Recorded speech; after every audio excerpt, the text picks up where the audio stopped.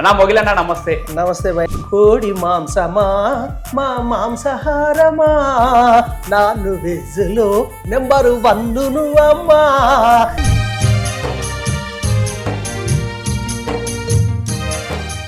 ఈ క్లాసుకు నేను leader, class అందరికి నే లీడరు, అల్లరి చేసే పిల్ల వాళ్ళను అరికట్టువాణ్ణే, నేనే క్లాసు లీడరు.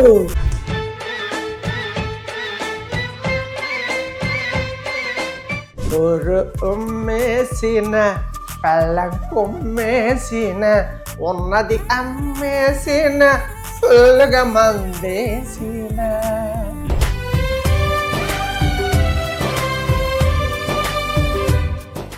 ఎక్కడ చూసిన భార్యల పైన ఏడ్చే మగవాళ్ళు, అక్కడ ఎక్కడ చూసిన ఒకటే గుసగుసలు. సీరియల్స్ అంటూ షాపింగ్ అంటూ మీరేసే నిందలు, భార్యకున్న విలువ ముందు అన్నీ దిగదుడుపులు.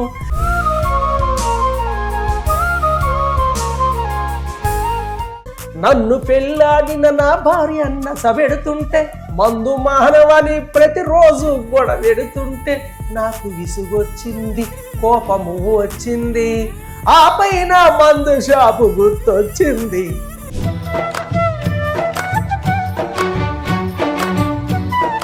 ఇప్పుడు భార్య ఏమంటుందో తెలుసా?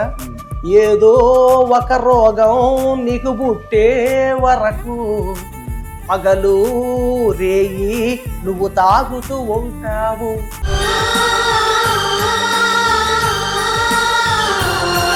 అప్పుడు భర్త వెంటనే భార్యామని బాధను పెట్టకే, నన్ను బజారుకి ఇచ్చకే.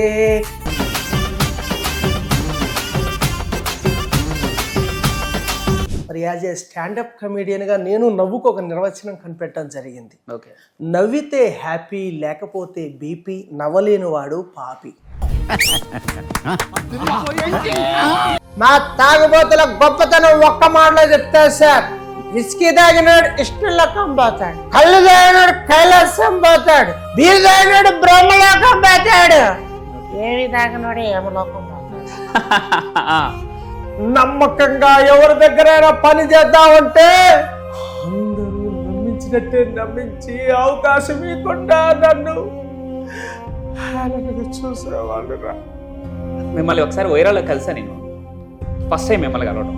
అంటే మీ పర్ఫార్మెన్స్ చూసిన తర్వాత, మీ జర్నీ తెలిసిన వాడికన్నా నాకు కంట్లో నీళ్ళు దొరుకుతాను యాక్చువల్గా. అందరికీ నమస్కారం, వెల్కమ్ టు మనం టీవీ. నేను మీ పవన్ బెస్వాడ్. మామూలుగా సినిమా రంగంలో విజయం సాధించిన తర్వాత, అంటే కొన్ని విజయాలు పొందిన తర్వాత సినిమా రంగంలో నిలదొక్కుకోవటం చాలా కష్టం. కానీ వచ్చినటువంటి అరకొర అవకాశాలను ఉపయోగించుకొని సినిమా రంగం మీద ప్రేమతో సిల్వర్ జూబ్లీ జరుపుకున్నటువంటి ఒక సీనియర్ హాస్య నటులు, మా ఖమ్మం కళాకారుడు, మా ఖమ్మం బ్రహ్మానంద గారు ఈరోజు మనతో పాటు ఉన్నారు. ఆయన మీకు ముఖ పరిచయం ఉంది. ఎలాగంటే నాగబాబు గారి షోలో కావచ్చు, లేదంటే జబర్దస్త్ కావచ్చు, ఇతరత్ర చాలా కామెడీ షోస్లో వాళ్ళు ఫైనల్కి వెళ్ళి విజయం సాధించిన షోలు చాలా ఉన్నాయి. సో ఈరోజు ఆయన జీవిత చరిత్ర తెలుసుకుందాం. ఎందుకంటే ఎంతోమందికి స్ఫూర్తిదాయకం. ఇంకా స్టిల్ సినిమా రంగాన్ని నమ్ముకొని, కళామ్మ తల్లిని నమ్ముకొని అడుగులు వేస్తూ ముందుకెళ్తున్నారు. ఆయన కథ ఏంటో ఆయన మాటలోనే తెలుసుకుందాం. అన్నా మొగిలన్నా నమస్తే. నమస్తే భయ్యా. ఏమనాలన్నా, మొగిలన్నా అనాలా? మాకు అంటే మనకు ఉన్నటువంటి అనుబంధం ప్రకారం మొగిలన్నాను పిలవాలా, లేకపోతే ఒక యాంకర్ అని పిలవాలా, హాస్య నటులను పిలవాలా, మిమ్మల్ని ఏమని పిలవాలి? నేను ఇష్టపడేది మొగిలన్న అంటే హ్యాపీ. ఓకే, మొగిలన్నా చాలా రోజులకు కలిసాం. అవును. అయితే మీ గురించి నాకు మొత్తం తెలుసు, కానీ మీ గురించి తెలియని చీకటి కోణాలు కొంతమందికి తెలియపరచాలి. 25 సంవత్సరాలు పూర్తి చేసుకున్నారు. వచ్చినటువంటి అవకాశాలను సద్వినియోగం తెలుసుకొని ఒక్కొక్క మెట్టు ఎక్కుతూ ఇంత దూరం వచ్చారు. ఈరోజు తమ్ముడు గుణకర్ కూడా ఇదే రంగం మీ వారసత్వాన్ని అందిపుచ్చుకొని కళామ్మ తల్లితోనే కొనసాగుతున్నాడు. సో ముందు మీ గురించి మీ మాటలో ఎక్కడ మొదలు పెట్టారు, ఎక్కడి వరకు చేరుకున్నారని ఫీల్ అవుతున్నారు? అందరికీ నమస్కారం. 25 సంవత్సరాలు కళామ్మ తల్లి సేవలో కళారంగమే జీవనోపాధిగా బతుకుతున్నాను. నేను BA BD చదివాను. అమ్మా నాన్న ఉద్యోగం కోసమే నన్ను చదివించారు. నేను ఏకలవ్య వారసుడిని, ఎరుకల కులానికి చెందినటువంటి వ్యక్తిని. అందువల్ల వాళ్ళకి తక్కువ చదువుకున్న ఉద్యోగం వస్తుందని చదివించడం జరిగింది. కానీ నాకు సినిమా అన్న కళారంగం అన్న ఇష్టం ప్రాణంతో ఇటు రావడం జరిగింది. అమ్మ నాన్న, నాయనమ్మ, తాతయ్య, బావ, చెల్లి, తమ్ముడు, మరదలు, ముఖ్యంగా ప్రస్తుతం నా శ్రీమతి వాళ్ళ సహకారంతో నేను కళారంగంలోనే 25 సంవత్సరాలు విజయవంతంగా పూర్తి చేసుకోవడం జరిగింది. ప్యారడీ సింగర్గా, కమీడియన్గా, యాంకర్గా వివిధ రూపాల్లో ప్రజలను నవ్వించే లక్ష్యం, ప్రజలను మెప్పించాలని, కళాకారుడిగా మంచి స్థాయిలో సినిమా రంగంలో రాణించాలని మీ ముందుకు రావడం జరిగింది. ఓకే, మీరు స్క్రీన్ పైన కనపడగానే మామూలుగా నాలాంటి ఒక సగటు ఆడియన్ ఆశించేది దగ్గర నుంచి ఒక ప్యారడీ పాట, సో దాంతోనే మొదలు పెడదాం మన ఇంటర్వ్యూని. ఒక మంచి ఎనర్జెటిక్ ఒక ప్యారడీ సాంగ్ మా కోసం. సరే, ఇది లంచ్ టైము, నీకు చికెన్ తినిపించలేను కానీ వినిపిస్తా. ఓకే, నాకు మళ్ళీ మాలో ఆశలు రెచ్చగొడతారేమో ఇప్పుడు చికెన్ పాట పాడి. బాగా పేరు వచ్చిన పాట ప్యారడీలో. కోడి మాంసమా మా మాంసహారమా, నాన్ను వెజ్జులో నెంబరు 1 నువ్వమ్మా, నిన్నే నానాలు తినాలని అంటుందే, ప్రతిరోజు ప్రతి పూట నిన్నే వండమంటున్నదే. చికెను చికెను చికెను ఓ చికెను, తినకొండలేము సెకను. నాటుకోడి మాంసం ప్రజలకెంతో ఇష్టం, పులుసు పెట్టుకుంటే నంజుకు గారెలు తింటుంటే అది రేటి రుచులు పోయేనే మామతులు, ఆదివారం వచ్చిందో నీతోనే విందులు, కులమేదైనా మతమేదైనా అందరూ నిన్ను బాగా ఇష్టపడతారు. రెస్టారెంట్లలోన 5 స్టార్ హోటల్లోన రోడ్డు పక్క బండ్ల మీద నువ్వు లేకపోతే బేరం ఉండదే. చికెను చికెను చికెను ఓ చికెను, తినకొండలేము chicken. Super super super super అన్న. Chicken biryani, chicken 65. అన్న, ఈరోజు ఆదివారం కూడా కాదు, మీరు చికెన్ పైన మరి సరే ఇంటర్వ్యూ తర్వాత మనం ప్లాన్ చేసుకుందాం సపరేట్గా. థ్యాంక్ యూ సో మచ్ అన్న మీ చికెన్ సాంగ్కి. అయితే ఈ ప్యారడీ సాంగ్స్తో మీరు కొన్ని అవకాశాలు కూడా రాబట్టుకున్నారు. ఏ సాంగ్ మీకు పేరు తెచ్చింది బాగా? ఏ అవకాశం మీరు పొందారు ఈ సాంగ్స్ వల్ల? అంటే వాస్తవంగా బేసికల్గా మాటల ద్వారా నవ్వించడం కాదు, పాటల ద్వారా కూడా నవ్వించాలనేది కమేడియన్ యొక్క లక్ష్యంగా పెట్టుకోవడం జరిగింది. ఓకే, నేను స్టేజ్ ఈవెంట్స్ చేసేటప్పుడు ఫన్ గేమ్స్, ఫన్ క్వశ్చన్స్తో పాటుగా ఈ ప్యారడీ పాటలు పాడినప్పుడు మనకి ఈవెంట్స్ ఎక్కువ వచ్చేవి. చాలా బాగున్నాయి అంటే మనం ఎవరిని కూడా కించపరిచే విధంగా ఉండవు కదా. హాస్యపరమ జంజాల గారు ఏమన్నారు? నవ్వించేవాడు యోగి, నవ్వేవాడు భోగి, నవ్వలేనివాడు రోగి అన్నారు.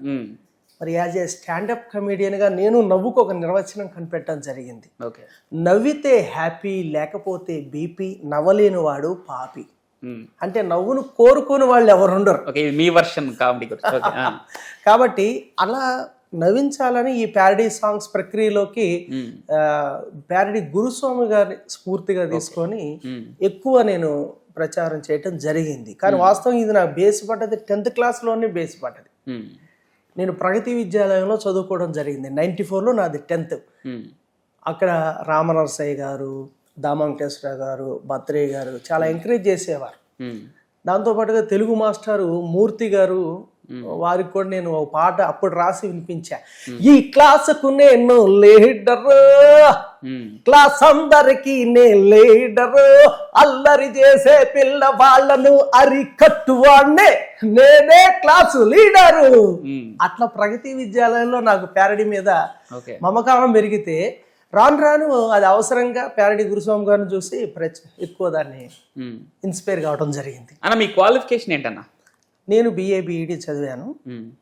ఇంకా అక్కడి నుంచి ఇక 99లో కళారంగంలో పూర్తి స్థాయి కళాకారుడిగా రావడం జరిగింది. అంటే మీరు అంటే కళారంగంలోకి అడుగు పెట్టడానికి మీ ఇన్స్పిరేషన్ ఎవరు? ఎందుకంటే అంటే నాన్నగారు కానీ, లేదంటే మన ఫ్యామిలీ మెంబర్స్, పూర్వీకులు ఎవరన్నా ఈ కళామతలకి సేవ చేసుకున్న వాళ్ళు ఉన్నారా, లేదంటే మీ ఇంట్రెస్ట్తోనే మాత్రమే మీ దగ్గర నుంచి ఆరంభం? అంటే వాస్తవంగా అట్లా ప్రొఫెషనల్గా లేరు, కానీ ఆ నాయనమ్మ వీళ్ళిద్దరూ కూడా చుట్టూ ఉన్న మనుషుల్ని చాలా బాగా ఇమిటేట్ చేసేవాళ్ళు. నాయనమ్మ ఇట్నేమంటారు, మంగళహారతులు బాగా పాడుతుంది. నాన్న కూడా చాలా మంచి కమేడియన్. ఆయన రైస్ మిల్ డ్రైవర్గా తాటిపూడిలో పనిచేసేవాడు. ఉమ్. తాత భాస్కర్రావు గారి మిల్ అనేది ఫేమస్ ఆయనకి. ఓకే. అక్కడికి ఎవరైతే రైతులు వచ్చినా చుట్టుపక్కల ఉన్న వాళ్ళని ఇమిటేట్ చేస్తే ఆయన మాటలు విని బాగా హ్యాపీగా ఫీల్ అయ్యేవారు. ఓకే. ఆ వారసత్వమే నాకు రావడం జరిగింది. ఉమ్. అలా దాన్ని అలా కొనసాగిస్తూ వస్తున్నారు. ఇంకొక ముఖ్యమైన విషయం ఏంటంటే 93లో తాటిపూడిలో ఎలమందల నగేష్ గారని హాస్యబ్రహ్మ జంజాల గారు రచించిన అయ్య బాబోయ్ మా కొద్దీ పని వాళ్ళని నాటికతోటి నేను రంగస్థలంపై కాలు మోపాను. ఎలమందల నగేష్ గారు వారు ద్వారా నేను రంగస్థలం మీద ఆ నాటిక వేసి నేను మంచి పేరు తీసుకోవడం జరిగింది. 1999లో యాక్టివ్ స్వచ్ఛంద సేవా సంస్థ అని కల్లూరులో ఉంటే కళాజేత ఒక సామాజిక అంశాలను ప్రచారం చేసే కళాజాతాలో పూర్తి స్థాయి కళాకారుడిగా మహమ్మద్ జమా గారు, కోమాకుల సీతారాములు గారు, కొమిరి టి వెంకన్న గారు వీరందరి సహకారంతో అలా రావడం జరిగింది. కానీ నాలో ఉన్న కామెడీని, నాలో ఉన్న కళాకారుడిని ఇటు బాగా వెలికి తీసింది మా గురువు గారు మల్లం రమేష్ గారు. వారి బృందంలో చేరిన తర్వాత నేను ఇంకా పూర్తి స్థాయి ప్రొఫెషనల్ కళాకారుడిగా రూపాంతరం చెందటం జరిగింది. ఓకే. గత 25 సంవత్సరాల నుంచి చూసుకున్నా కూడా నవ్వు, హాస్యం, కామెడీ ఏది చెప్పుకున్నా బ్రహ్మానందం గారి ముందు గుర్తొస్తారు. అలాంటి బ్రహ్మానందం గారిని నవ్వించినటువంటి సమర్థులు మీరు. అంటే మీతో పాటు సుధీర్ గారు లాఫ్టర్ ఛాలెంజ్ మీరు విన్నర్స్. అవును. మరి ఎలా నవ్వించారు? బ్రహ్మానందం గారే మీ స్కిట్ చూసి నవ్విన తర్వాత మీ భావం ఎలా ఉంది, ఏంటి, మీరు ఎలా ఫీల్ అయ్యారు, ఏంటి? 2018లో the great Telugu laughter challenge star మాల్లో, దానికి బ్రహ్మానందం గారు ముఖ్య అతిథి అన్నట్టు వారు. మరి అలాంటి అవకాశం వస్తుందని వారిని మెప్పించడం అనేది సామాన్యమైన విషయం కాదది. ఆ అదృష్టం మాకు దక్కింది. డైరెక్టర్ సంజీవ్ సార్ ఎంకరేజ్మెంట్తో బ్రహ్మానందం గారిని నవ్వించి వారి చేతుల మీదుగా బహుమతిని అందుకోవటం జీవితంలో ఎవరైనా ఏం సాధించేవారంటే చాలా అనిపిస్తుంది. ఓకే. బ్రహ్మానందం గారిని మెప్పించినటువంటి ఒక చిన్న ప్యారడీ సాంగో లేదంటే ఒక నవ్వు జోకో ఏంటి మాకోసం? ఒక స్టాండప్ చెప్తాను. ఆ షోలో చేసిన జోక్ చేయాలంటే మళ్ళీ సుధీర్ గారు అవసరం. మీ పార్ట్నర్ కావాల్సి వస్తుంది మళ్ళీ. కాబట్టి ఖుషిగా నాగబాబు గారి షోలో నాకు తాగుబోతు క్యారెక్టర్ బాగా పేరు వచ్చింది. అవును. అదొకటి. కరోనా టైంలో మీరు మా ఇంట్లో ఉండి మమ్మల్ని నవ్వించినట్లే ఫీల్ అయినా వాస్తవంగా మాట్లాడుతున్నాను. Thank you. నవ్వుల నవాబు నాగబాబు గారు. ఓకే. ఉమ్మేసిన పళ్ళం కొమ్మేసిన ఉన్నది అమ్మేసిన ఫుల్గా మందేసిన ఉన్న బార్లన్నీ మూసేసిన ఊరు వాడంతా తెగ తిరిగిన మందు వాసనని పసిగట్టిన కడుపు నిండా తాగొచ్చిన. నమస్కారం సార్, మా తాగుబోతులు అన్యాయం చేశారు సార్, మా తాగుబోతులు అపకారం చేశారు సార్.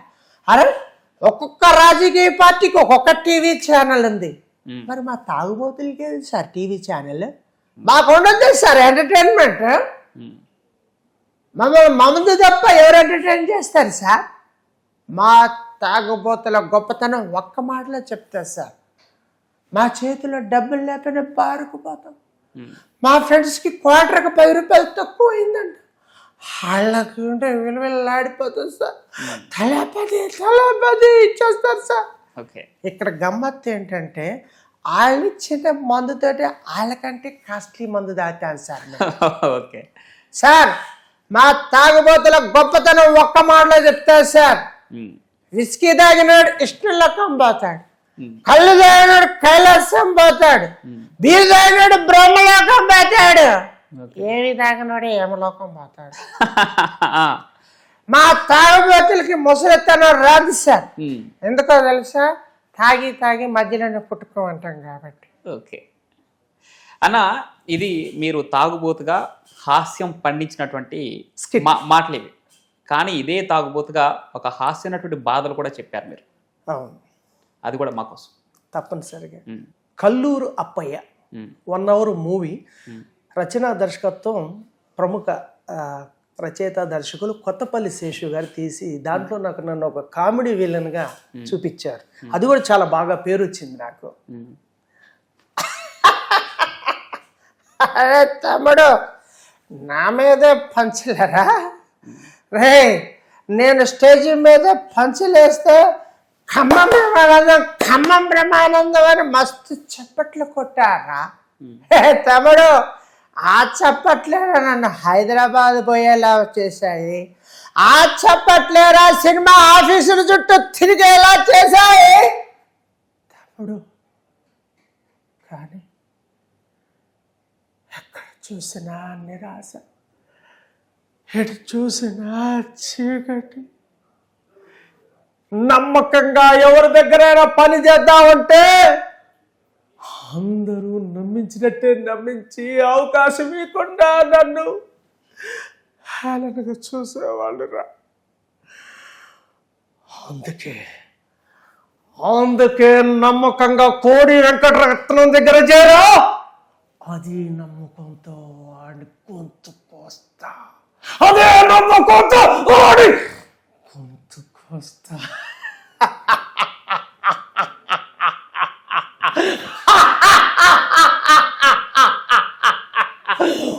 అదే నమ్మకంతో కోడి వెంకటరత్నం గారి గొంతు కోస్తా.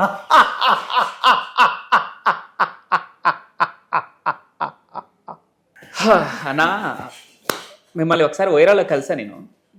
ఫస్ట్ టైం మిమ్మల్ని కలవటం. మీ జర్నీ తెలిసిన వాడు కానీ నాకు కంట్లో నీళ్ళు దొరుకుతాను యాక్చువల్గా. అంటే మీ పర్ఫార్మెన్స్ చూసిన తర్వాత మాటల్లో చెప్పలేకపోతున్నాం వాస్తవంగా. అందుకనే ఎందుకంటే మా కమ్ము అతను ఇంత గొప్ప నటుడై ఉండి ఎందుకు అవకాశాలు పొందట్లేదు అనే ఒక బాధ. ఇది బాగా వచ్చిందా? మా పవన్ ఏడ్చిందంటే, అయ్యో మా పవన్ ఏడ్చిందంటే. ఎంఎస్ నారాయణ గారు స్వర్గీయ ఒక చక్కని స్ఫూర్తిదాయకమైనటువంటి మాట చెప్పారు ఆయన. ప్రయత్నిస్తూ మరణిస్తే గెలిచినట్లే, ప్రయత్నిస్తూ విరమిస్తే మరణించినట్లే. ఎంత అద్భుతమైనటువంటి స్ఫూర్తి మనకి. కళారంగాన్ని నమ్ముకొని కళామ తల్లి సేవలో ఉన్న మనం సక్సెస్ కోసం నిరంతరం ప్రయత్నం చేస్తూనే ఉన్నాం. ఆ మహానుభావుడి మాటలు ఇంకా నాలో నూతనోత్సాహాన్ని నింపాయి.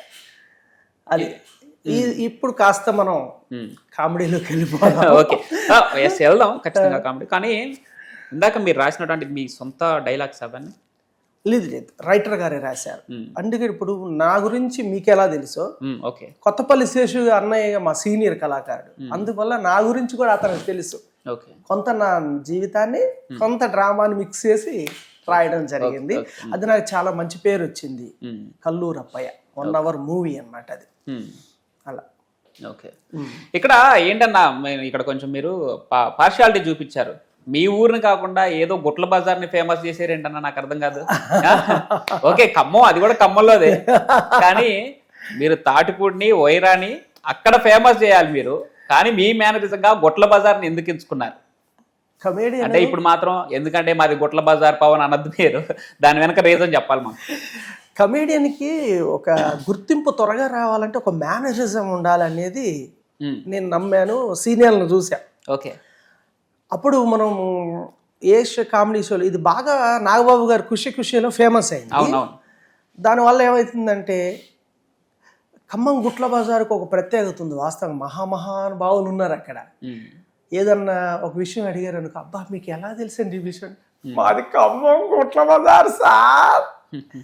అసలు ఇన్ని క్వశ్చన్లు అడిగినా ఎవరు చెప్పలేదండి. మీరు ఎలా చెప్పారు? మాది ఖమ్మం గుట్ల బజార్ సార్. ఈ మేనరిజం నాకు ఒక గుర్తింపుని, ప్రత్యేక గుర్తింపుని తీసుకురావడమే కాకుండా ఖమ్మం గుట్ల బజార్ గురించి కూడా మరొకసారి ప్రేక్షకుల్లో నానటం జరిగింది. అది కూడా నవ్వించాలనే కాన్సెప్ట్. అంటే గుట్ల బజార్ అంటే కొంచెం క్యాచీగా ఉందని, క్యాచీగా ఉంది, కామెడీగా కూడా ఉంది. ఓకే, అది బాగా పేలటం జరిగింది. సరే పోన్లేండి, ఖమ్మంలో అది ఎంచుకున్నారు కాబట్టి మేము కూడా సంతోషించాం. ఇప్పుడు మా ఊరు గురించి నేను అనేక వేదికల పైన నన్ను అడుగుతూ ఉంటారు, మీది ఎక్కడ, మీది ఏ ఊరు?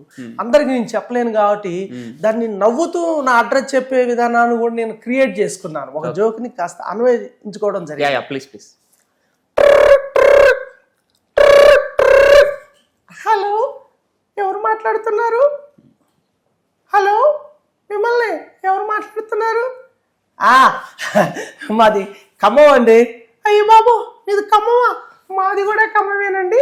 ఖమ్మంలో మీరు ఎక్కడి నుంచి మాట్లాడుతున్నారు? వైరామండలం. అబ్బా అబ్బా అబ్బా, మాది కూడా వైరామండలమేనండి. వైరామండలంలో మీరు ఏ ఊరు నుంచి మాట్లాడుతున్నారు? తాటిపూడి. అరే, మాది తాటిపూడేనండి. తాటిపూడిలో మీరు ఎక్కడి నుంచి మాట్లాడుతున్నారు? రామాలయం వెనక. అరే, రామాలయం వెనకే ఉంటామండి. ఇంతకు ఎవరు మాట్లాడుతున్నారు? నీ మొగుడినే బీరువా తాళాలు ఎక్కడ పెట్టుకోయా? Super super. ఇట్లా మా ఊరి పేరు వస్తుంది, పబ్లిక్ కి ఫన్ వస్తుంది. Correct correct. అట్లా ఒక నా కామెడీ కొన్ని జోక్స్ కూడా మనం స్టేజ్ మీద చెబుతా ఉంటాం. ఒక అతను డాక్టర్ దగ్గరికి వచ్చాడు. డాక్టర్ గారు నన్ను గుర్తుపెట్టారా సార్? ఎంతమంది పేషెంట్ని గుర్తుపడతాం బాబు?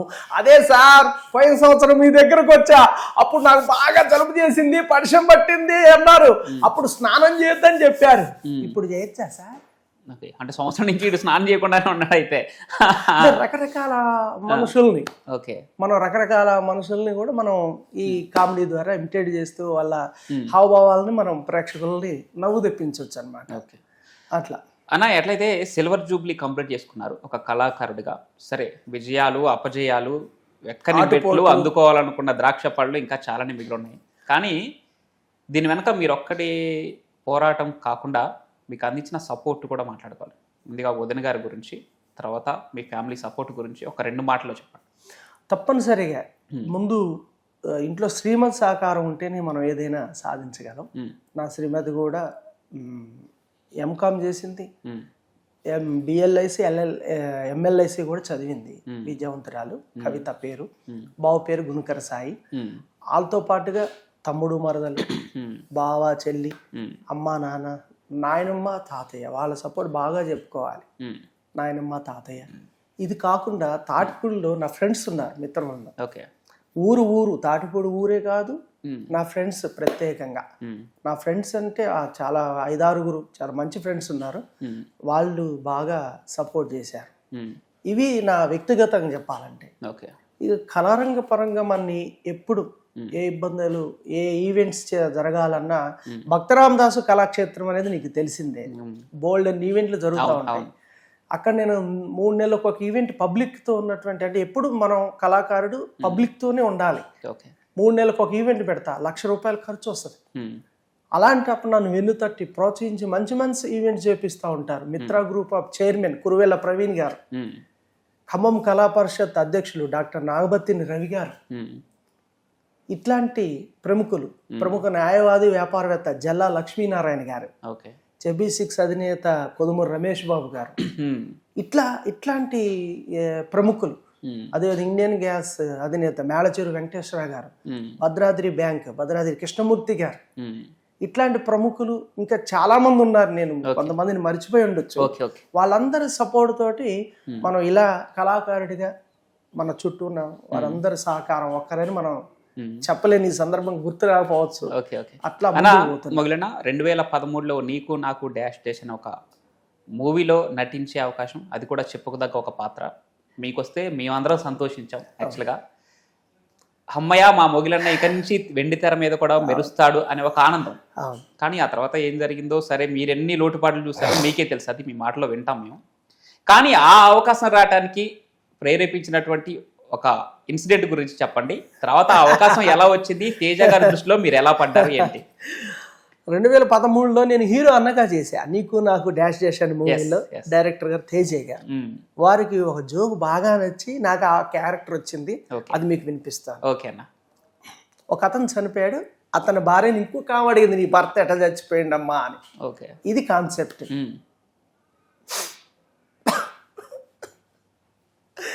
వదినా ఎట్లా చచ్చిపోయింది వదినా రావన్నో అనేసరికి ఇంకా భార్య చెప్తా ఉందన్నమాట. ఏం చెప్పమంటావు వదిన, మీ అన్నయ్య పొద్దున్నే లేచి కూలిపోయి ఇంటికి వచ్చి క్యారేజీ నా చేతికిచ్చి స్నానం చేస్తా అన్నాడు వదిన. సరే అన్నాడు, చేయలేదు కదా చేయమని చెప్పిన. ఇక ఆయన పోసుకుంటాడు, నేను తోడతాను, ఆయన పోసుకుంటాడు, నేను తోడతాను. మా బావిలో నీళ్ళు మొత్తం గతం చేసాడు వదిన. స్నానం అయినాక ఆకలి అవుతుంది అన్నం పెట్టంటే వదిన కంచంలో పెట్టిన. మీ అన్నయ్య తింటాడు నేను పెడతాను, మీ అన్నయ్య తింటాడు నేను పెడతాను. పోరగాలికి మెతుకు లేకుండా ఖతం చేసిండు వదిన. అన్నం తిన్న తర్వాత నిద్ర వస్తుంది. పక్కేవి అంటే వదిన మంచం వేసి పక్కేసిన. వదిన మీ అన్నయ్య పడుకున్నాను దగ్గరగా పిలిచి కాళ్ళు నొస్తాయి నొక్కవే, కాళ్ళు నొస్తాయి నొక్కవే అన్నాడు వదిన. నొక్కిన కొద్దిసేపు ఆగినాక చేతుల్లో వస్తున్నాయి నొక్కవే, చేతుల్లో వస్తున్నాయి నొక్కవే అన్నాడు వదిన. నొక్కిన బాగా తిన్నాడు కదా వదిన, గొంతు నొస్తాంది మెడ నొస్తాంది అన్నాడు వదిన. నొక్కిన తెల్లారి పొద్దున్న లేపితే ఉలుకు లేదు పలుకు లేదు వదిన. ఓకే, కొంచెం గట్టిగా నొక్కినట్టున్నారు. సూపర్ సూపర్ సూపర్ అన్న. ఇది మెచ్చుకొని వారు నాకు ఆ క్యారెక్టర్ ఇవ్వడం జరిగింది. ఓకే, ఇది బాగా. అన్న మీరు జబర్దస్త్ లో కూడా చేశారు కదా? జబర్దస్త్లో కొన్ని ఎపిసోడ్లే చేశా, వెంకీ మంకీ గారి టీంలో చేశా. ఈలోగా నాకు మా టీవీలో అవకాశం వచ్చేసరికి నేను అటు కన్వర్ట్ కావడం జరిగింది. అయితే స్టాండప్ కమెడియన్స్గా కావచ్చు, లేదంటే రంగస్థల నటులుగా కావచ్చు, జబర్దస్త్ లాంటి ప్రోగ్రామ్ మీలాంటి కమెడియన్స్కి లేదంటే హాస్యనట్లు చిన్న చిన్న వారి దగ్గర నుంచి పెద్దవారి దాకా అందరినీ ప్రోత్సహించిందనే చెప్తారా? అసలు అట్లాంటి షోల గురించి ఏం చెప్తారన్న మీరు? వాస్తవంగా మనలాంటి కళాకారులకి జబర్దస్త్ షో అనేది ఒక పెద్ద వరం. ఓకే, ఎంతో మందికి కొంతమంది నిలదొక్కోవచ్చు, కొంతమంది వెళ్ళిపోవచ్చు, కానీ 90% మంది కళాకారులని బతికించింది సినిమా అవకాశాలు, స్టేజీ ఈవెంట్స్. సినిమా అవకాశాల కంటే కూడా స్టేజీ ఈవెంట్స్ లక్షల లక్షల ఇన్కమ్ని, కుటుంబాలని బలోపేతం చేయడానికి ఉపయోగపడ్డాయి. అంటే మల్లెమాలాగా నిజంగా కళాకారుల తరపున ముందు నా కామెడీ తరపున నేను వారికి రుణపడి ఉన్నట్టే. ఎందుకంటే నేను చేయొచ్చు చేయకపోవచ్చు అది కాదు, కానీ మనలాంటి కళాకారులకు ఎంతో మందికి. అయితే దాంట్లో పనిచేసి కొద్ది గొప్ప పేరు సంపాదించుకున్న తర్వాత బయటకు వచ్చి ఆ షో మీద కూడా విమర్శలు చేసిన వాళ్ళు ఉన్నారు. బహుశా అది వాళ్ళ వ్యక్తిగతంగా వాళ్ళు ఎదుర్కొన్న సమస్యలు కావచ్చు. ఎక్కడైనా ఏదైనా చిన్న పెయిన్ ఉంటుంది, కొంతమంది బయటపడతారు, కొంతమంది బయటపడరు.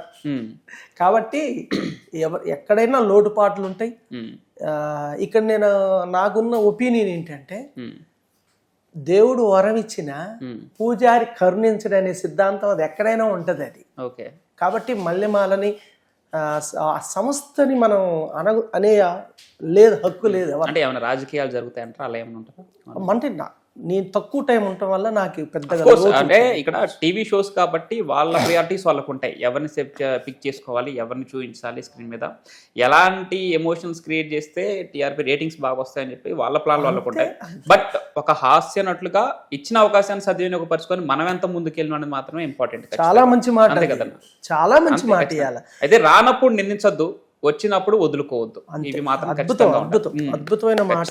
మనం అవి ఆ రెండింటిని బ్యాలెన్స్డ్ గా ఉంటేనే మనం ముందుకెళ్తాం అనేది ఒకటి. అది మీ నుంచి నేర్చుకుందాను. ఎందుకంటే ఖచ్చితంగా మేము చదువుతున్నా, మీ చిన్న చిన్న పిల్లలప్పటి నుంచి మీరు కళారంగంలో ఉంటూనే ఉన్నారు. నాతో పాటు నా స్నేహితుడు యాదగిరి ఉపేంద్ర కుమార్ ఎన్నోసార్లు కలిసాం. ఒకసారి నా ఖమ్మం బస్ స్టాండ్, పాత బస్ స్టాండ్ లో మిమ్మల్ని కలవడం జరిగింది. అక్కడ బస్ స్టాండ్ లో కూర్చొని కూడా మీరు ఒక ప్యారడీ సాంగ్ వినిపించారు నాకు. మీరు అప్పుడు రాసినటువంటి ఒక పాట, అప్పటికప్పుడు రాశానా, రాసి వినిపించారు పాట. ఈయన ఏంటి అంటే ఇంకా వీనికి వేరే ఆలోచన ఉండదా, మేమన్నా చదువు లేదంటే ఇంట్లో ఒత్తిళ్ళ వల్ల మేము తలొగ్గేవాళ్ళం, కానీ మీరు అప్పట్లోనే సినిమాల వైపు అంటే ఏంటంటే సినిమాల్లోకి వెళ్తానంటే ఏ పని పాట లేదుగా, సినిమాల్లో కన్నా బోరా అనే రోజులు అవి కదా. సో మీ ఇంట్లో వాళ్ళు ఏమనలేదన్న మిమ్మల్ని అప్పుడు? అసలు ఏమనలేదు అసలు. అదే అదృష్టం నిజంగా. చెప్పాను కదా, జాబ్ కోసమే అమ్మా నాన్న చదివించారు, కానీ నన్ను బాగా వాళ్ళు గౌరవించి ప్రేమించి ముందుకు నడిపించారు. ఎక్కడ అబ్జెక్షన్ లేదు అసలు. ఇప్పుడు కూడా ఇప్పటికీ కూడా ఎక్కడా లేదు అబ్జెక్షన్. కాకపోతే కమర్షియల్ బ్రేక్, సినిమాల్లో మంచి క్యారెక్టర్లు చేయాలి, మంచి పేరు సాధించాలి అనేది ఉంది ఆ నేపథ్యంలో. అయితే అప్పుడు నీకు వినిపించిన పాట నాకు గుర్తుకొచ్చింది, పాడేస్తాను. నీకు వినిపించిన పాట అప్పు మీద రాశా. చదువుకున్న పిల్లవాడు అప్పులు చేసి చదివిస్తే ఆ అప్పులు జాబ్ రాకపోతే అప్పులు తీర్చడానికి మళ్ళీ పెళ్ళే. ఆ పెళ్లి పిల్లతో ఈ పిల్లవాడు అంటున్నదే నేను రాశాను అప్పుడు. ఎక్కడ పడితే అక్కడే నే అప్పులు చేశానే, అప్పులు తెచ్చిన దగ్గర మహా గొప్పలు చెప్పానే, ఎక్కడ పడితే అక్కడే నే అప్పులు చేశానే, అప్పులు తెచ్చిన దగ్గర మహా గొప్పలు చెప్పానే, అందిన చోటు అందినట్టు అప్పులు నేను తెచ్చానే, అప్పులు చేసిన నేనేమో హాయిగా బతుకుతున్నానే, అప్పులు ఇచ్చిన వాళ్లకు నిదరేదే, నా అప్పులన్నీ తీర్చేటి దేవతవే, నా బొక్కలిరగకుండా కాపాడే, 10వ తరగతిలోనే 10,000 అప్పు చేశానే, ఇంటర్ చదివేటప్పుడు 20,000 తీసుకున్నానే, డిగ్రీలోన 40,000, పీజీకైతే 2 లక్షలు, ఆ అప్పులతోటే చదివానే, ఉద్యోగం కోసం వెతికానే, జాబే రాక పెళ్లి కొప్పుకున్నానే, నా అప్పులన్నీ తీర్చేటి దేవతవే, నా బొక్కలిరగకుండా కాపాడే, నా చదువు మెచ్చుకోనందరూ అడిగి మరి అప్పులు ఇచ్చారే, ఇచ్చిన అప్పులు ఇమ్మని వెంటబడి మరి తరుముతున్నారే, ఆనంద్యాల నాగేశ్వరరావు 10 రూపాయల వడ్డీ అన్నాడే, ఆ వడ్డీ ఎంత ఎక్కువైనా ఆ అప్పు అప్పుడే ముఖ్యమమ్మా, అసలు కంటే వడ్డీ వరమాయే, నా అప్పులన్నీ తీర్చేటి దేవతవే, నా బొక్కలు ఎరగకుండా కాపాడే. సూపర్ సూపర్ సూపర్ అన్న అండి. సమాజంలో జరిగే ఇన్సిడెంట్లు మనల్ని కొంత భావోద్వేగానికి గురి చేస్తూ ఉంటాయి కదా. అంటే ఆడపిల్లల మీద జరిగే అఘాయిత్యాలైనా కావచ్చు, లేదంటే బోర్డర్లో మన సైనికుల మీద జరిగే దాడులు కావచ్చు, ఇలాంటి వాటి మీద మీరు ఏమైనా సాంగ్స్ రాయడం జరిగిందా? అలా ఏమైనా ప్రయత్నించారా? అంటే మనము వాటి గురించి ప్రజల్ని వివరించే కొన్ని స్కిట్లు అయితే చేసాము. కళాకారుడిగా నా బాధ్యత, కళాకారుడికి సామాజిక బాధ్యత ఉంటుంది. అవునవును, ఖచ్చితంగా. స్లోగన్స్ ఇవ్వటము, ర్యాలీల్లో పాల్గొనటము, వాళ్ళకి నివాళులు అర్పించడం ఇలా జరిగింది. అయితే కామెడీ రూపానికి వచ్చేసరికి, కామెడీ అనగానే భార్యాభర్తల పైన జోక్స్, లేడీస్ పైన వ్యంగ్య జోక్స్, కొన్ని బాగా ప్రచారం జరుగుతున్నప్పుడు ఒక ఈవెంట్లో ఒక చిన్న అనుభవం ఎదురవుతే అప్పుడు నేను ఆలోచన చేసి ఒక భార్య విలువని ఒక ప్యారడీ సాంగ్ గా రాయటం జరిగింది. అది నాకు బాగా పేరు వచ్చింది, చాలా బాగా వచ్చింది. ఖచ్చితంగా. ఎక్కడ చూసిన భార్యల పైన ఏడ్చే మగవాళ్ళు, అక్కడ ఎక్కడ చూసిన ఒకటే గుసగుసలు, సీరియల్స్ అంటూ షాపింగ్ అంటూ మీరేసే నిందలు, భార్యకున్న విలువ ముందు అన్నీ దిగదుడుపులు, శ్రీమతి అంటే చీచీ అంటూ తిడతారే మీరు, శ్రీమతి లేకపోతే మన బతుకే బాజారు, సామజ వర్గమన ఓ భర్త నీకు తగునా, భార్య విలువ తెలుసుకొని మసలుకో ఇకనైనా, సామజ వర్గమన ఓ భర్త నీకు తగునా, భార్య విలువ తెలుసుకొని మసలుకో ఇకనైనా. అమ్మో, ఇది పెద్ద ప్లానింగ్ అన్న. ఒరిజినల్ సాంగ్ని మైమర్పించేలాగా ఉన్నారన్న మీరు. అదే కొన్ని లిరిక్స్ మనకి కనెక్ట్ అయితే మనం దాన్నే ఆలాపనగా పాడుతూ ఉంటాం. అవును, నేను ప్యారడీలే కాదు, జనరల్ గా ఫోక్ సాంగ్స్, సామాజిక గీతాలు కూడా రాస్తుంటా, కానీ ఎక్కువ మన ప్యారడీలే బాగా గుర్తింపు తీసుకురావడం జరిగింది. Right right, thanks for the song అన్న. ఇక్కడ మెగాస్టార్ చిరంజీవి లాంటి వాళ్ళకి విమర్శలు తప్పలేదు. మీకు మీ జీవితంలో జరిగిన ఈ 25 ఏళ్ళ జర్నీలో ఏదైనా విమర్శ మీ గుండెను బాధించి, లేదంటే మీ ఫ్యామిలీని బాధించిన విమర్శ ఏదైనా ఉందా? దాంతోపాటు ఇంకా ఇది ఇక్కడతో ఆపేద్దాం, ఏదైనా ఉద్యోగం చూసుకొని ఇలా కొనసాగుదాం అనుకున్న రోజు ఏదైనా ఉందా?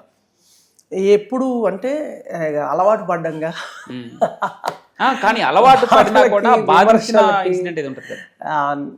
నన్ను బాగా, ఎందుకనంటే నా మీద నా చుట్టూ ఉన్న వాళ్ళందరికీ నమ్మకం ఉంది, ఖచ్చితంగా ఉంది, నీతో సహా. కాబట్టి మనం ముందైతే బాగా అవమానించేటట్టు అట్లయితే ఏం లేదు, కానీ ఉమ్, అవమానాలు అయితే జరిగాయి, ఓకే బాధలు జరిగాయి, ఎకనామికల్గా ఇబ్బందులు ఎప్పటికీ ఉన్నాయి. అవి ఓకే అప్పుడే మనకు కొంచెం బాధ వేస్తుంది, కానీ బంద్ చేయాలనే పరిస్థితి అయితే లేదు. ఉమ్.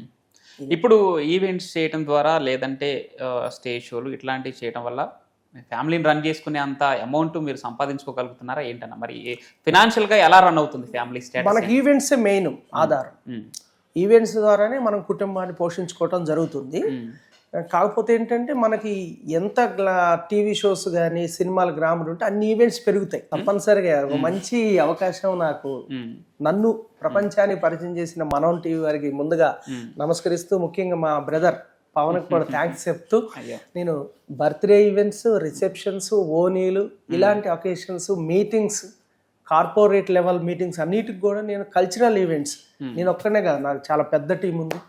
సినిమా వాళ్ళని, జబర్దస్త్ టీంని, వీళ్ళందరినీ కూడా నేను ఈవెంట్స్ ద్వారా మీకు అందించగలను. ఎలాంటి అవకాశం ఉన్నా నన్ను ఎంకరేజ్ చేస్తారని మనస్ఫూర్తిగా కోరుకుంటున్నాను. అంతేకాదు సినిమా అనేది నా మెయిన్ లక్ష్యం కాబట్టి సినిమా అవకాశాలు కూడా మనం టీవీ ద్వారా వస్తాయని, ఈ ఇంటర్వ్యూ చూసిన వాళ్ళు అందిస్తారని వారిని కూడా మనస్ఫూర్తిగా కోరుకుంటున్నాను. అదే ఇందాక మీరు చెప్పారు కదా, నా ఎంఎస్ నారాయణ గారు, మీరు ప్రయత్నంలో ఓడిపోతే అక్కడే మరణించినట్టు. మీ ప్రయత్నం 25 సంవత్సరాలు కొనసాగుతుంది. మీరు అనుకున్నది చేరే వరకు మీ ప్రయత్నం కొనసాగుతుంది అనుకుంటున్నాం. మాలాంటి వాళ్ళు కూడా విష్ చేస్తాం. అంటే ఎలా అంటే ఒకటి ఉంటుంది లోపల, మా అన్న పోవాలా అడికి, ఆయన అట్లా కనపడితే మాకు ఒక ప్రౌడ్ ఫీలింగ్ ఉంటుంది, చూసారా, గర్వంగా ఫీల్ అవుతాం అని చెప్పేసి. మేము మా లైఫ్లో మా జర్నీ మాది, బట్ మేము అనుకున్న వాళ్ళు, మేము మెచ్చే వాళ్ళు, వాళ్ళ జర్నీ కూడా విజయవంతంగా సాగితే అదొక ఆనందం, సాటిస్ఫాక్షన్. సో మీ లైఫ్లో కూడా అట్లాంటి ఒక మూమెంట్ వస్తుంది. మళ్ళీ మనం ఇలానే మీరు సక్సెస్ అయిన తర్వాత కూర్చొని మాట్లాడుకుంటాం. అది ఏ రూపంలో రావచ్చు, ఎందుకంటే మీరు మీ జీవితంలో కామెడీ కోసం వెచ్చించినటువంటి సమయం అది మీ కుమారుడి రూపంలో కూడా రావచ్చు. ఓకే, గుణకర్ సాయి గురించి చెప్పండి.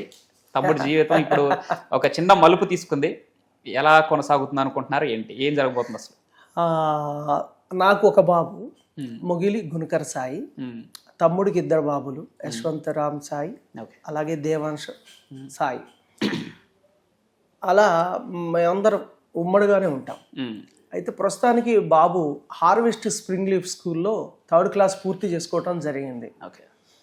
తనకి నేను ఎప్పుడు ఏమీ ప్రత్యేకంగా నేర్పింది కాదు, కానీ మన ఈవెంట్స్ చూస్తూ ముందు చాలా డాన్స్ మీద ఇంట్రెస్ట్, తర్వాత నటన వైపు ప్రతిదీ తను చూసి నేర్చుకొని ఈ రోజు 5,000 మంది పోటీ పడ్డ జీ తెలుగు వారు డ్రామా జూనియర్స్ లో టాప్ 30 మందిని తీస్తే ఆ 30 మందిలో గుణకర్ సాయి ఉన్నాడు. ఒక అద్భుతమైనటువంటి ప్లాట్ఫామ్ జీ తెలుగు చిన్నారులకు కల్పించినటువంటి అద్భుతమైనటువంటి ప్లాట్ఫామ్. ముందుగా వారికి ధన్యవాదాలు తెలియజేయాలి. అదే విధంగా బాబు స్టడీలో ముందుంటాడు. కల్చరల్ ఈవెంట్స్ లో కానీ మల్టీ టాలెంటెడ్ గా స్కూల్ స్ప్రింగ్ లీఫ్ హార్వెస్ట్ వారు కూడా బాగా ఎంకరేజ్ చేస్తున్నారు. మీ అందరి ప్రోత్సాహంతో బాబుకు మంచి బ్లెస్సింగ్స్ రావాలని, మంచి పేరు రావాలని కోరుకుంటున్నారు. రైట్, ఖచ్చితంగా వస్తుంది. ఇక్కడ విజయం సాధించడం గొప్ప కాదు దాంట్లో, బట్ మనకంటూ మన పర్సనాలిటీని డెవలప్ చేసుకునే ఒక మంచి అవకాశం అది ఖచ్చితంగా. గుణకర్ సాయి, నేను కూడా మీరు పెట్టే స్టేటస్ నేను చూస్తున్నా, ఆ ఈజ్ కనపడతా ఉంది, మా జూనియర్ మోగిలి అక్కడ కనపడతా ఉన్నాడు. ఖచ్చితంగా ఇందాక అన్నా కదా, అది ఏ రూపంలో ఉన్నా మీకు విజయం వరించవచ్చు. మీ కుమారుడు రూపంలో కూడా మీరు ఆ సంతృప్తి చెందే రోజు రావచ్చు, మేబీ వస్తుంది ఖచ్చితంగా. అది మేము కూడా ఖచ్చితంగా కోరుకుంటున్నాం రావాలని. ఇప్పుడున్నటువంటి కామెడీ పరంగా చూస్తే జనాలు ఎలాంటి కామెడీని ఆదరిస్తున్నారని మీ ఉద్దేశం? అంటే మనము కామెడీ అనేది ఎప్పుడు ఎవరిగా ఫ్యామిలీ కామెడీ నిలబడి ఉంటుంది అంతే. ఓకే, సన్నివేశపరంగా సహజంగా వచ్చే కామెడీ శాశ్వతంగా ఉంటుంది. ఓకే, అట్లా జొప్పిస్తేనో, అట్లా ఇరికిస్తేనో, జస్ట్ పెదాలతో మాటలతో డొల్లిస్తేనో అది నిలబడదు. ఓకే, అంటే ఇప్పుడు వచ్చే కొన్ని షోస్, రియాలిటీ షోస్ చూస్తున్నాం కదా మనం, అవి కొంత వల్గారిటీ వైపు వెళ్తున్నారు. జనాలు కూడా దాన్ని ఎంకరేజ్ చేస్తున్నారు. జనం చూస్తున్నారు కాబట్టి వాళ్ళు చేస్తున్నారు. అంటే ఓకే, జనం ఆడియన్స్ కూడా ఇలా మారిపోయారు అంటారు. అయితే ఆడియన్స్ ఏంటంటే మంచిని ఎవరైనా సరే మంచిని స్వీకరించడం చాలా లేట్ పడుతుంది. అవును, చెడుని త్వరగా మనం స్వీకరించవచ్చు. తర్వాత హాస్యాన్ని కూడా మనము శృంగారం వచ్చే విధంగా కూడా మనం లేకుండా కూడా చెప్పొచ్చు. ఉదాహరణ, మనం ఒకటి అనుకుంటాం, ఎదుటి వాళ్ళు ఇంకోటి అనుకుంటారు. తీసుకునే విధానంలో దృష్టిని బట్టే కనిపిస్తుంది సృష్టిని విన్నాను అని ఓ మహాకవి గజల్ రాశారు. ఒక ఇద్దరు లేడీస్ మాట్లాడుకుంటున్నారు. ఒక్క లైన్లో చెప్తా. ఏమదినా పనైందా? ఎక్కడమ్మా మీ అన్నయ్య రాంది? ఓకే, ఇలాంటివి చాలా త్వరగా క్యాచ్ చేస్తాం మేము. ఇట్లా మనకు అర్థం అదే వస్తుంది, కానీ ఎదుటోళ్ళు తీసుకునే దాన్ని బట్టి ఉంటుంది. ఎప్పుడైనా క్లీన్ కామెడీ శాశ్వతం. Okay, right. అందుకే మరొక 2 ప్యారడీ సాంగ్స్ వదిలితే మనం ఈ కార్యక్రమాన్ని ముగించుకున్నాం. ఈ మధ్యనే లేటెస్ట్ గా రాసా ఒక ప్యారడీ. ఓకే, ఏంటంటే 2 minutes షుగర్. ఓకే, అది ప్రజల్ని ఎట్లా పీడిస్తుంది అనే దాని మీద జాగ్రత్తలు చెప్తూ రాశా. ఓకే, వాళ్ళ ఫీలింగ్స్ ఎలా ఉంటుందని. ఓకే. ఇడ్లీ తినక ఏడాదయ్యిందిరా, బోండా మరిచి 2 ఏళ్ళు దాటరా. ఇడ్లీ తినక ఏడాదయ్యిందిరా, బోండా మరిచి 2 ఏళ్ళు దాటరా. కాఫీలు, టీలు, స్వీట్లు, కొన్ని పండ్లు, కూలు డ్రింక్స్. షుగర్ వచ్చిందంటే మనకు బంధు చెయ్యాలి ఏ ముట్టకు. ఇడ్లీ తినక ఏడాదయ్యిందిరా, ఏ ఫంక్షన్కి వెళ్ళినా కళ్ళ ముందే చికెను మటను. తిందామనుకుంటే నాకున్న షుగరు గుర్తుకు వచ్చేను.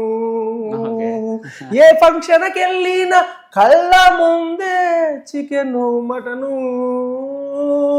తిందామనుకుంటే నాకున్న షుగరు గుర్తుకు వచ్చేను. తింటున్నోళ్ళను చూస్తుంటే కడుపు మండును, తినకుండా ఆగలేను ఏం చెయ్యను. తింటే 500 షుగరు దాటరా. ఇడ్లీ తినక ఏడాదయ్యిందిరా, బోండా మరిచి 2 ఏళ్ళు దాటరా. రైట్. సూపర్ అన్న. ఇంకేమైనా బ్యాలెన్స్ ఉన్నాయా మాకు వినిపించాల్సిన సాంగ్స్? చాలా ఉన్నాయి. ఇప్పటికే చాలా ప్రేమతో చాలా చేశారు.